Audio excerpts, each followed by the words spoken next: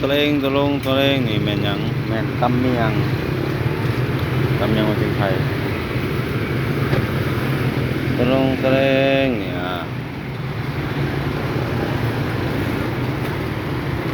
เสาเลยเด้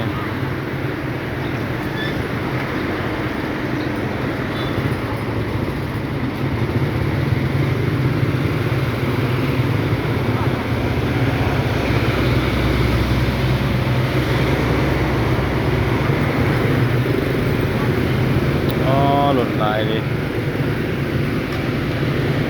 สวรรณเขตก็หลายรถนะวนวันน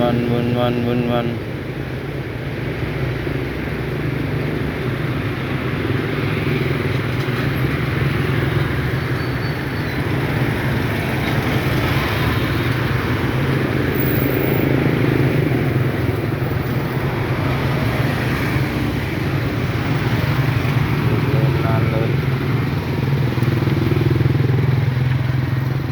ซื้อข้าวซื้อน้ำอะไรเนี่ย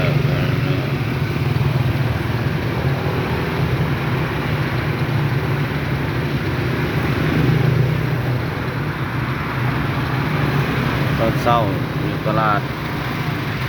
ประมาณนี้นะคนก็สิหลายมันค่อนข้าง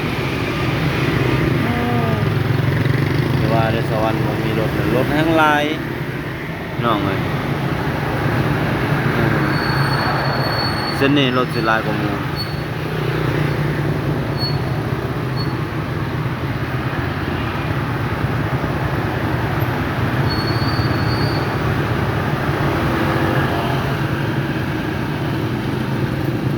ตลาดหลักแปดคนก็หลายวันบริบูรณ์โลกผสมโรงเรียน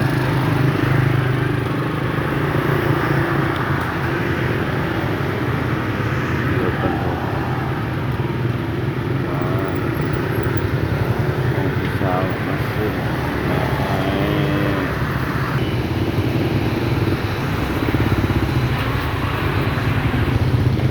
กำลังไปซื้อกับข้าวกินนะ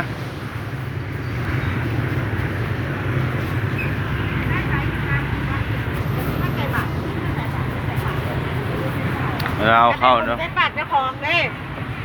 เขาคือเก่าเด้อ5 ฟัน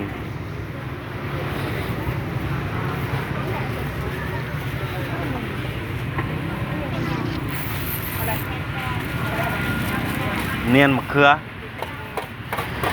มันบ่เนื้อแปบบ่มันไม่ค่าเนียนมะแปบเนียนมะแปบนะโอ้จะแซ่บว่ะทุ่งเท่าไหร่15โอเคครับแม่ค้าคนงามงามเลยทานเพิ่นก็สิประมาณนี้แหละมันต้องกินเด้อมาเด้อมาเลือกเอาเด้อ